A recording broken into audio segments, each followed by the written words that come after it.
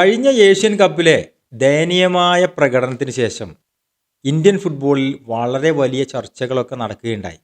Igor സ്റ്റിമാച്ചിനെ മാറ്റണം, head കോച്ചിനെ മാറ്റണം അല്ലേ?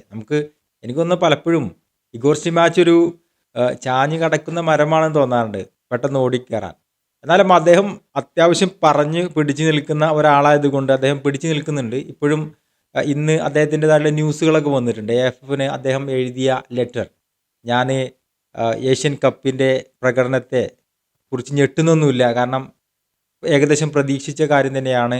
ബംഗ്ലാദേശിൻ്റെ ക്ലബ്ബുകളോടൊക്കെ തോൽക്കുന്ന രീതിയിൽ ISLലെ ക്ലബ്ബുകൾ കളിക്കുന്ന ഒരു സ്ഥലത്ത്, അതേപോലെ തന്നെ അണ്ടർ 23 അല്ലെങ്കിൽ അണ്ടർ ഏജ്ഡ് ആയിട്ടുള്ള ഒരു ടീമും പെർഫോം ചെയ്യാത്ത, ഒരു AFCയിലേക്ക് പോലും സെലക്ഷൻ കിട്ടാത്ത ഒരു രാജ്യത്ത് നിന്നിട്ട് AFC കപ്പിലെ പ്രകടനം മാത്രം മോശമാണ് എന്ന് പറയുന്നതിൽ അർത്ഥമില്ല എന്ന അർത്ഥത്തിൽ അദ്ദേഹം കത്തെഴുതിയതായിട്ട് അല്ലെങ്കിൽ ഒരു റിപ്പോർട്ട് AFFന് സമർപ്പിച്ചതായിട്ടുള്ള ന്യൂസ് ഇന്ന് വന്നു. നമുക്ക് ആ ന്യൂസിനെ കുറിച്ച് കൂടുതൽ ഡീറ്റെയിൽഡ് ആയിട്ട് നമുക്ക് വേറൊരു വീഡിയോയിൽ ചെയ്യാം, കാരണം കുറച്ച് രസകരമായിട്ടുള്ള ന്യൂസാണ്.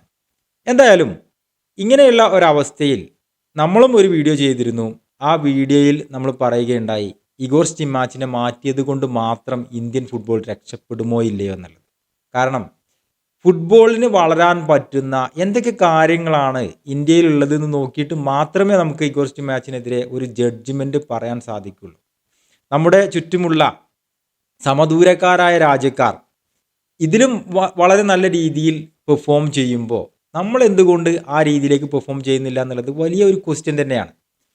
കളിയിൽ ചില മാറ്റങ്ങളൊക്കെ ഉണ്ടായിരുന്നു, ഫാൻസ് എല്ലാം സപ്പോർട്ട് ചെയ്യുന്നത് അതുകൊണ്ടാണ്. കളിയിൽ ചില മാറ്റങ്ങൾ ഉണ്ടായിട്ടുണ്ട്, പിടിച്ച് കളിക്കുന്നുണ്ട്, കുറച്ചൊക്കെ ബോൾ പൊസഷനിൽ വെച്ചിട്ട് തന്നെ ഒരു അന്താരാഷ്ട്രീയമായിട്ട് അല്ലെങ്കിൽ ഇൻ്റർനാഷണലി ഫുട്ബോളിന് ഉണ്ടായിട്ടുള്ള ചില മാറ്റങ്ങൾ അത് ഇന്ത്യയിലും ഉൾക്കൊണ്ടിട്ടുണ്ട് എന്നുള്ളതൊക്കെ സാധ്യത തന്നെയാണ്, അല്ലെങ്കിൽ വസ്തുത തന്നെയാണ്.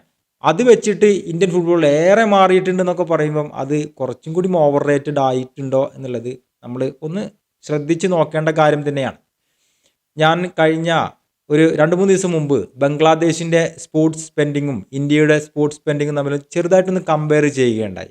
അപ്പോൾ നമുക്ക് മനസ്സിലാക്കാൻ പറ്റുന്നത് ബംഗ്ലാദേശൊക്കെ കമ്പാരിറ്റീവ്ലി നന്നായിട്ട് തന്നെ സ്പെൻഡ് ചെയ്യുന്നുണ്ട് സ്പോർട്സിന് വേണ്ടിയിട്ട്. എന്നാൽ ഇന്ത്യ ആ ലെവലിലേക്ക് ഇപ്പോൾ 2023-2024 ബജറ്റിലാണെന്ന് തോന്നുന്നു ഇന്ത്യയുടെ തന്നെ ഹയസ്റ്റ് സ്പോർട്സ് സ്പെൻഡിങ് വന്നിട്ടുള്ളത്.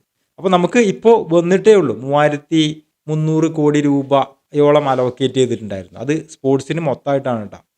അതിൽ നിന്നും ഫുട്ബോളിലേക്ക് എത്തുമ്പം അത് വീണ്ടും ചെറുതായിട്ടാണ് വരിക.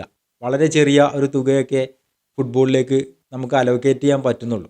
അപ്പോൾ അങ്ങനെയുള്ള കുറേ കാര്യങ്ങളൊക്കെ ഉള്ള ഈ സമയത്ത് എന്നാൽ ബംഗ്ലാദേശൊക്കെ കമ്പാരിറ്റീവ്ലി കുറച്ചും കൂടി മെച്ചപ്പെട്ട തുക നീക്കി വെക്കുന്നുണ്ട്, അവർക്ക് കൂടുതൽ മത്സരങ്ങൾ കിട്ടുന്നുണ്ട്, അവരുടെ ടാലൻറ്റ് പൂളുകൾ കുറച്ചും കൂടി വൈഡാണ്. അപ്പോൾ ചുരുക്കി പറഞ്ഞാൽ മറ്റു പല രാജ്യങ്ങളും നന്നായിട്ട് സ്പോർട്സിന് വേണ്ടിയിട്ട് സ്പെൻഡ് ചെയ്യുന്നു, ഫുട്ബോളിന് വേണ്ടിയിട്ട് സ്പെൻഡ് ചെയ്യുന്നു, കൂടുതൽ മത്സരങ്ങൾ കളിക്കുന്നു. അപ്പോൾ ഇന്ത്യയുടെ ഒരു ടാലൻറ്റും അവരുടെ ടാലൻറ്റും വെച്ച് നോക്കുമ്പം അവരെത്രയോ നന്നായിട്ട് പെർഫോം ചെയ്യുന്നതായിട്ട് നമ്മൾ കാണാൻ പറ്റുന്നു.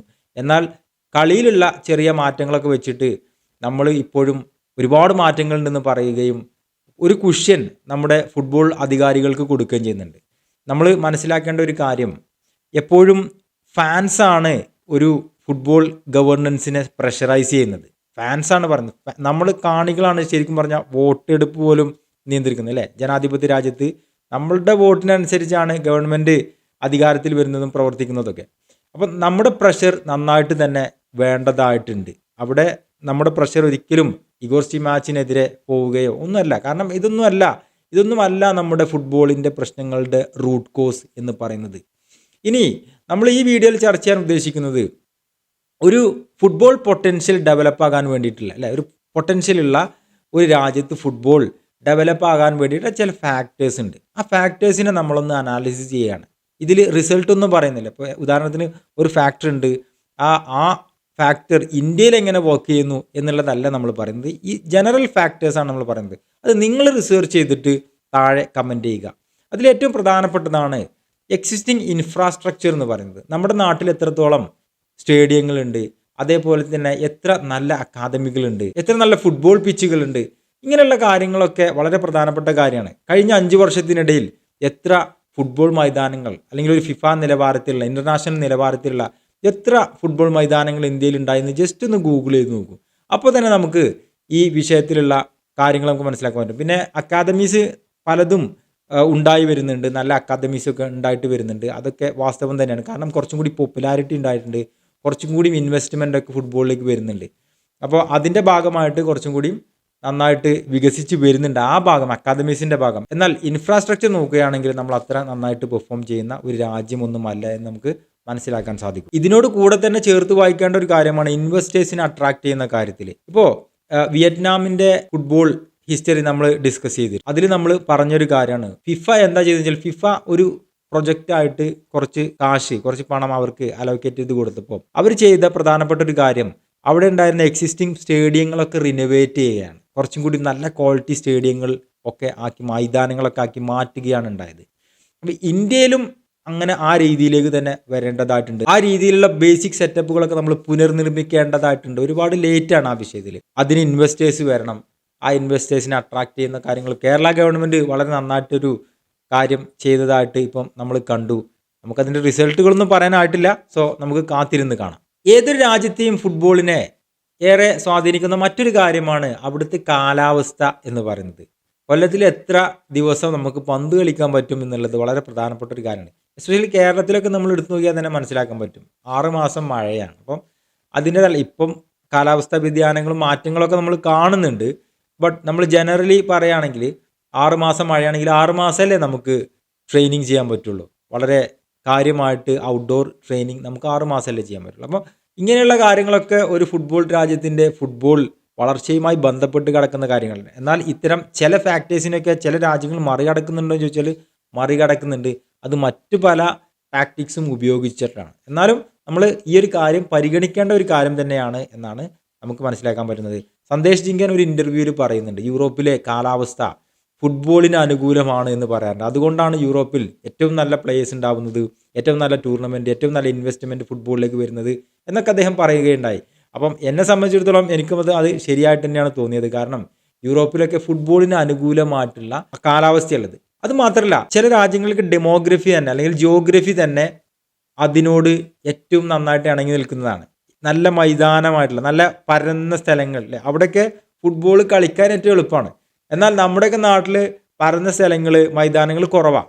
നമുക്ക് ഒരു ഗ്രൗണ്ടൊക്കെ ഉണ്ടാക്കിയിട്ട് തന്നെ വേണം, കൃത്രിമമായിട്ട് ഉണ്ടാക്കിയിട്ട് തന്നെ കളിക്കേണ്ടതായിട്ടുണ്ട്. അപ്പോൾ ഈ ജിയോഗ്രഫിക്കലായിട്ടുള്ള കണ്ടീഷൻസ് ഇതും അതേപോലെ തന്നെ ഇങ്ങനെയുള്ള വെതർ സിറ്റുവേഷൻസൊക്കെ ഫുട്ബോളിൻ്റെ വളർച്ചയുമായിട്ട് നല്ല പങ്കുണ്ട് നമ്മൾ മനസ്സിലാക്കേണ്ട ഒരു കാര്യമാണ്. വേറൊരു കാര്യമാണ് സോഷ്യോ എക്കോണമിക് ഫാക്ടേഴ്സ്. നമ്മുടെ രാജ്യത്തിൻ്റെ പോപ്പുലേഷൻ പോപ്പുലേഷൻ നോക്കുകയാണെങ്കിൽ ഇന്ത്യക്ക് വളരെ അനുകൂലമായിട്ടുള്ള ഒരു സാഹചര്യമാണ് ഉള്ളത്. ഇത്രയും ബൃഹത്തായിട്ടുള്ളൊരു പോപ്പുലേഷനിൽ നമുക്ക് ഒരുപാട് ടാലൻറ്റ് പൂളുകൾ കണ്ടുപിടിക്കാൻ പറ്റും. ഈ വിഷയം പറഞ്ഞപ്പോൾ വേറൊരു കാര്യം ഞാൻ ഓർക്കുകയാണ്. ഇപ്പം കഴിഞ്ഞ സെലക്ഷൻ ട്രയലിൽ നിമേഷ് സാറുമായി സംസാരിച്ചപ്പോൾ അദ്ദേഹം പറയുന്ന ഒരു കാര്യം ഉണ്ടായിരുന്നു. വ്യത്യസ്തമായിട്ടുള്ള സംസ്ഥാനങ്ങളിൽ പോകുമ്പോൾ 200 കുട്ടികൾ ട്രയൽസിന് അറ്റൻഡ് ചെയ്താൽ 2 കുട്ടികളെ കിട്ടുന്ന സ്ഥലങ്ങളുണ്ട്. 200 കുട്ടികൾ അറ്റൻഡ് ചെയ്താൽ 60 കുട്ടികളെ കിട്ടുന്ന ടാലൻറ്റ് പൂളുകളുണ്ടെന്ന് അദ്ദേഹം പറയുകയാണ്. അങ്ങനെ വലിയ വലിയ ടാലൻറ്റ് പൂളുകൾ കണ്ടെത്തി അവിടെ നിന്നും കുട്ടികളെ തിരഞ്ഞെടുത്ത് കൂടുതൽ മുൻനിരയിലേക്ക് കൊണ്ടുവന്നു കഴിഞ്ഞാൽ വലിയ മാറ്റങ്ങൾ ഉണ്ടാകാൻ സാധ്യതയുള്ള ഒരു കാര്യമാണ്. അപ്പം ഈ സോഷ്യോ എക്കണോമിക് ഫാക്ടേഴ്സിൽ പോപ്പുലേഷൻ എന്ന് പറയുന്നത് ഇന്ത്യക്ക് കുറച്ച് അനുകൂലമായിട്ടുള്ള ഒരു കാര്യം തന്നെയാണ്. ഇനി മറ്റൊരു കാര്യമാണ് ഗവൺമെൻറ്റിൻ്റെ സപ്പോർട്ടും എക്കണോമിക് സ്റ്റെബിലിറ്റി ആ രാജ്യത്തിൻ്റെ. നമ്മുടെ രാജ്യത്തെ സംബന്ധിച്ചിടത്തോളം ഫുട്ബോളിന് ഗവൺമെൻറ്റിൻ്റെ സപ്പോർട്ട് എത്ര എന്നുള്ളത് നിങ്ങൾ തന്നെ ഒന്ന് മനസ്സിലാക്കിയിട്ട് കമൻറ്റ് ചെയ്യുക. എത്രത്തോളം സപ്പോർട്ട് നമുക്ക് നമ്മുടെ ഗവൺമെൻറ് ഫുട്ബോളിന് കൊടുക്കുന്നുണ്ട് എന്നുള്ളത്. നേരത്തെ ഞാൻ പറഞ്ഞതുപോലെ ബജറ്റിൽ ഇത്രയും വലിയൊരു തുകയൊക്കെ അലോക്കേറ്റ് ചെയ്യുന്നത് ഇപ്പോൾ മാത്രമാണ്. ഇപ്പോൾ അലോക്കേറ്റ് ചെയ്യുന്ന തുകയുടെ റിസൾട്ട് കിട്ടുക എന്ന് പറഞ്ഞാൽ അത് ഈ അടുത്ത കാലത്തു നിന്നല്ല, അത് കുറച്ച് കഴിയും. അപ്പോഴാണ് ഈ അലോക്കേറ്റ് ചെയ്ത കാശിൻ്റെ റിസൾട്ട് നമ്മൾ ഗ്രൗണ്ടിൽ കാണുക. അങ്ങനെയുള്ള കുറേ കാര്യങ്ങളൊക്കെ ഉണ്ട്. അപ്പോൾ ഗവൺമെൻറ്റിൻ്റെ സപ്പോർട്ട് എത്ര കൂടുന്നോ അതിനനുസരിച്ചാണ് ഫുട്ബോൾ വലുതാവുക. പിന്നെ അറിയാലോ, ക്രിക്കറ്റ് ആയിരുന്നു ഇത്രയും കാലം നമ്മുടെ സ്പോർട്സിനെ മൊത്തത്തിൽ മെരുക്കി അടക്കി ഒതുക്കി വെച്ചിരുന്നത്. പക്ഷേ എല്ലാ കാലത്തും ക്രിക്കറ്റിനെ കുറ്റം പറഞ്ഞിട്ട് നമുക്ക് മുന്നോട്ട് പോകാനൊന്നും പറ്റില്ല. നമ്മുടെ ഫുട്ബോൾ ഫെഡറേഷൻസും ഒക്കെ വേണ്ടപ്പെട്ട രീതിയിൽ കാര്യങ്ങൾ മുന്നോട്ട് കൊണ്ടുപോയാൽ മാത്രമേ ഫുട്ബോളിൽ വളർച്ച ഉണ്ടാവുള്ളൂ. ഇതേപോലെ തന്നെയാണ് എക്കോണമിക് സ്റ്റെബിലിറ്റി എന്ന് പറയുന്നത്. നമുക്ക് സ്റ്റേബിളായിട്ടുള്ള എക്കോണമി വേണം. ഇല്ലെങ്കിൽ എന്താ സംഭവിക്കുക, ആളുകളുടെ കയ്യിൽ കാശുണ്ടാവില്ല. അപ്പോൾ പലപ്പോഴും എൻ്റെ വീഡിയോയുടെ താഴെയൊക്കെ കമൻ്റായിട്ട് വരുന്ന ഒരു കാര്യമാണ്, വീട്ടിൽ നിന്നും കാശ് തരുന്നില്ല, ഫീസ് കൊടുക്കാൻ വേണ്ടിയിട്ട്, അക്കാദമിയിൽ ഫീസ് കൊടുക്കാൻ വേണ്ടിയിട്ട് കുട്ടികൾക്ക് കാശ് കിട്ടുന്നില്ല വീട്ടിൽ നിന്ന് എന്ന് പറയുന്ന കമൻറ്റുകളൊക്കെ നമ്മൾ ഇഷ്ടംപോലെ കണ്ടിട്ടുണ്ടാവും. കാരണം മാതാപിതാക്കളുടെ കയ്യിൽ കാശില്ല, കാശിൻ്റെ ഫ്ലോ ഇല്ല സൊസൈറ്റിയിൽ, സമൂഹത്തിൽ. ഇതൊക്കെ ഫുട്ബോളിൻ്റെ വളർച്ചയും കൂടിയും ബാധിക്കുന്ന കാര്യമാണ്. അപ്പം വളരെ ഒരു ക്യാഷ് ഫ്ലോ ഒന്നും ഇല്ലാതെ നിൽക്കുന്ന ഒരു സമൂഹത്തിൽ, ഒരു രാജ്യത്ത് അവിടെ ഫുട്ബോൾ വളരണം എന്ന് പറഞ്ഞാൽ ഫുട്ബോൾ മാത്രമല്ല പല കാര്യങ്ങളും വളരാൻ സാധ്യത, പ്രത്യേകിച്ച് സ്പോർട്സ് റിലേറ്റഡ് ആയിട്ടുള്ള ഒരുപാട് കാര്യങ്ങൾ വളരാൻ സാധ്യത വളരെ കുറവാണ്. വേറൊരു കാര്യമാണ് ഫുട്ബോളിംഗ് എക്കോസിസ്റ്റം എന്ന് പറയുന്നത്. എത്രത്തോളം കോമ്പറ്റേറ്റീവാണ് നമ്മുടെ ഇൻറ്റേർണൽ ടൂർണമെൻറ്റ്സ് എല്ലാം എന്നുള്ളതാണ്. അപ്പോൾ ഇൻറ്റേർണലി നമ്മളിപ്പോൾ ISL വന്നതിന് ശേഷം ഒരുപാട് മാറ്റങ്ങളൊക്കെ ഉണ്ടാവുന്നുണ്ട്. എന്നാൽ ISLൽ തന്നെ നമ്മുടെ എല്ലാ പൊസിഷനിലേക്കുള്ള പ്ലേയേഴ്സിനൊക്കെ കിട്ടുന്നുണ്ടോ? കുറവല്ലേ? പലരും പറയുന്ന കാര്യമാണ്. ഇപ്പം ഇഗോർ സ്റ്റിമാച്ച് തന്നെ പറഞ്ഞിട്ടുള്ള ഒരു കാര്യമാണ്, നമുക്ക് സെൻട്രൽ ഫോർവേഡുകൾ എത്ര ക്ലബ്ബുകളിൽ കളിക്കുന്നുണ്ട് എന്നുള്ളത്. അതില്ലെങ്കിൽ എങ്ങനെ നമുക്ക് നാഷണൽ ടീമിലേക്ക് ആളെ കിട്ടും? അപ്പോൾ ഇൻറ്റേർണൽ ആയിട്ടുള്ള ടൂർണമെൻറ്റ്, ഡൊമസ്റ്റിക് ലീഗുകൾ സ്ട്രോങ് ആയിട്ടുള്ള, അത് നാഷണൽ ലെവലിൽ തന്നെ ആവണമെന്നില്ല, സ്റ്റേറ്റ് ലെവൽസിലോ ഡിസ്ട്രിക്ട് ലെവൽസിലോ ഒക്കെയുള്ള വളരെ സ്ട്രോങ് ആയിട്ടുള്ള ടൂർണമെൻറ്റുകൾ എത്രത്തോളം ഉണ്ട്. നമ്മുടെ നാട്ടിലൊക്കെ സെവൻസ് ആണ് വളരെ ശക്തമായിട്ടുള്ള ടൂർണമെൻറ്റ്. അതിൻ്റേതായിട്ടുള്ള സൈക്കോളജിയും പിന്നെ ഫിലോസഫിയും കാര്യങ്ങളൊക്കെ ഉണ്ട്. ഞാൻ സെവൻസ് മോശമാണെന്ന് പറയല്ല, പക്ഷേ ഒരു 11 സൈഡ് ഫുട്ബോൾ മാച്ച് നടക്കുമ്പോൾ എത്ര ആളുകൾ പോയിട്ട് കാണും? കോട്ടപ്പടിയിൽ KPL നടന്നപ്പോൾ എത്ര പേരുണ്ടായിരുന്നു അവിടെ, എത്രയോ നല്ല മാച്ചുകൾ അവിടെ നടക്കുകയുണ്ടായി. അപ്പോൾ എത്ര പേരുണ്ട്? അപ്പോൾ അതിൽ കുറച്ചും കൂടിയും നല്ല എൻ്റർടൈൻമെൻറ്റ് എലമെൻറ്റ്സ് കൊണ്ടുവന്നേ മതിയാവും, എന്നാലേ ആളുകൾ വരുള്ളൂ. അതൊരു സത്യം തന്നെയാണ്. എന്നാലും നമ്മുടെ ഈ എക്കോസിസ്റ്റം അത് അത്ര ഉഷാറൊന്നുമല്ല എന്നുള്ളത് നമ്മൾ മനസ്സിലാക്കേണ്ട ഒരു കാര്യം തന്നെയാണ്. അപ്പോൾ അത് നന്നാകാൻ വേണ്ടിയിട്ട് ഒരുപാട് ടൂർണമെൻറ്റുകൾ കൊണ്ടുവരേണ്ടതായിട്ടുണ്ട്. കൂടുതൽ എൻ്റർടൈൻമെൻറ്റ് ഫുട്ബോളിലേക്ക് കൊണ്ടുവരേണ്ടതായിട്ടുണ്ട്. അങ്ങനെയുള്ള കുറേ കാര്യങ്ങളുണ്ട്. ഇതിൽ വേറൊരു വളരെ രസകരമായിട്ടുള്ളൊരു അവസ്ഥയാണ് നാഷണൽ ടീമിൻ്റെ പെർഫോമൻസ് ഇതിനെ സഹായിക്കും എന്നുള്ളത്. നന്നായിട്ട് നാഷണൽ ടീം പെർഫോം ചെയ്ത് കഴിഞ്ഞാൽ സ്വാഭാവികമായിട്ടും എക്കോസിസ്റ്റത്തിൽ എൻഹാൻസ്മെൻറ്റ് ഉണ്ടാവും, പുരോഗമനം ഉണ്ടാവും.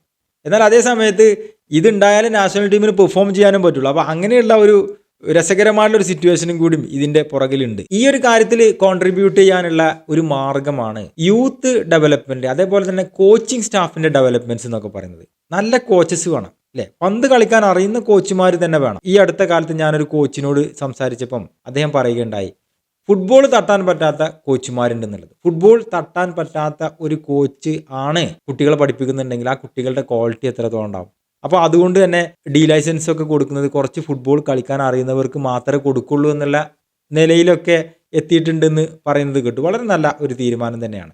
കാരണം കളിക്കാൻ അറിയാത്ത ബേസിക് ആയിട്ടുള്ള കാര്യങ്ങൾ, നമ്മൾ പറയുന്നത് ഒരു വലിയ കളിക്കാരനാവണമെന്നല്ല, ബേസിക് ആയിട്ടുള്ള കാര്യങ്ങൾ കളിക്കാൻ അറിഞ്ഞാൽ മാത്രമേ നമുക്ക് ബോൾ മര്യാദക്ക് തട്ടാനൊക്കെ പറ്റുള്ളൂ. അത് പറ്റിയാൽ മാത്രമേ നമുക്കത് കോച്ചിങ് കൊടുക്കാൻ പറ്റുള്ളൂ. അല്ലെങ്കിൽ അറ്റ്ലീസ്റ്റ് നമുക്ക് ഐഡൻറ്റിഫൈ ചെയ്യാനെങ്കിലും പറ്റുള്ളൂ. ഒരു പ്ലെയർ കളിക്കുമ്പോൾ നമുക്കൊരു കറക്ഷൻ കൊടുക്കണമെങ്കിൽ വരെ നമുക്ക് ആ ഒരു ബേസിക് സ്കില്ല് നമ്മൾ അറിഞ്ഞിരിക്കണം. ഈ ഒരു ഭാഗം കൂടി നന്നായിട്ട് ശ്രദ്ധിച്ചാൽ കുറച്ചും കൂടി ഒരു എൻഹാൻസ്മെൻറ്റ് വരും എന്നുള്ള കാര്യത്തിൽ യാതൊരു സംശയമല്ല. ക്വാളിറ്റി ഉള്ള കോച്ചുമാരെ കൂടുതൽ പ്രൊഡ്യൂസ് ചെയ്യുക രാജ്യത്ത് എന്നുള്ളത്. വേറൊരു അനുകൂലമായിട്ടുള്ള ഘടകമാണ് എമേർജിങ് മാർക്കറ്റ് എന്ന് പറഞ്ഞാൽ, അല്ലെങ്കിൽ എമേർജിങ് ആയിട്ടുള്ള എക്കോണമി എന്ന് പറയുന്നത്. ഇന്ത്യയെ സംബന്ധിച്ചിടത്തോളം അത് കുറച്ചും കൂടി അനുകൂലം തന്നെയാണ്. കാരണം ഇന്ത്യയുടെ എക്കോണമി ഫാസ്റ്റ്ലി ഗ്രോയിങ് ആണ് എന്ന് നമ്മൾ കാണുന്നതാണ്. പക്ഷേ ഏത് അർത്ഥത്തിലാണെന്നുള്ളതും കൂടിയാണ് കേട്ടോ. നമ്മൾ വലിയൊരു എക്കോണമി ഉണ്ട്, പക്ഷേ പാവങ്ങളുടെ അടുത്തേക്ക് എത്തുന്നില്ല, അല്ലെങ്കിൽ പാവങ്ങളും സമ്പന്നരും തമ്മിലുള്ള വ്യത്യാസം കൂടുതലാണ് എന്നുള്ള കാര്യങ്ങളൊക്കെ ഒരുപാട് ഇൻഡെക്സുകൾ, ഒരുപാട് സൂചികകൾ നമ്മൾ മനസ്സിലാക്കിയാലാണ് പ്രോപ്പർലി നമുക്കിത് മനസ്സിലാക്കാൻ പറ്റുള്ളൂ. എന്നാലും ജനറലി സ്പീക്കിംഗ് ഇന്ത്യയുടെ മാർക്കറ്റ് നല്ലൊരു മാർക്കറ്റ് തന്നെയാണ്. ആ മാർക്കറ്റ് എങ്ങനെയാണ് ഫുട്ബോളിനെ സപ്പോർട്ട് ചെയ്യുന്നതെന്നുള്ളത് വളരെ നമ്മൾ ഡിസ്കസ് ചെയ്യേണ്ട ഒരു കാര്യമാണ്. നിങ്ങളൊന്ന് റിസർച്ച് ചെയ്തിട്ട് നിങ്ങളുടെ അഭിപ്രായം താഴെ ഒന്ന് കമൻറ്റായിട്ട് രേഖപ്പെടുത്തുക. അപ്പോൾ സുഹൃത്തുക്കളെ, ഇത്രയുമാണ് ഈ വീഡിയോയിൽ നമ്മൾ പറയാൻ ഉദ്ദേശിച്ചിട്ടുള്ളത്. ഇതൊക്കെ ജനറൽ ഫാക്ടേഴ്സാണ്. നമ്മൾ ഏതൊരു രാജ്യത്തിൻ്റെ ഫുട്ബോൾ വളർച്ചയും എടുത്ത് നോക്കിക്കഴിഞ്ഞാൽ എന്തൊക്കെ കാര്യങ്ങളാണ് ആ ഫുട്ബോളിൻ്റെ വളർച്ചയിലേക്ക് കോൺട്രിബ്യൂട്ട് ചെയ്തിട്ടുള്ളത്, അതിലേക്ക് സ്വാധീനിച്ചിട്ടുള്ളത് എന്നുള്ളത് ഒന്ന് മനസ്സിലാക്കാൻ വേണ്ടിയിട്ടാണ് ഇങ്ങനെ ഒരു വീഡിയോ നമ്മൾ ചെയ്തിട്ടുള്ളത്. ഇത്തരം ഡീറ്റെയിൽഡ് ആയിട്ടുള്ള വിഷയങ്ങൾ നമുക്ക് ഇനിയും ചർച്ച ചെയ്യാം. അടുത്ത വീഡിയോയിൽ കാണുന്നവരേക്കും ഗുഡ് ബൈ.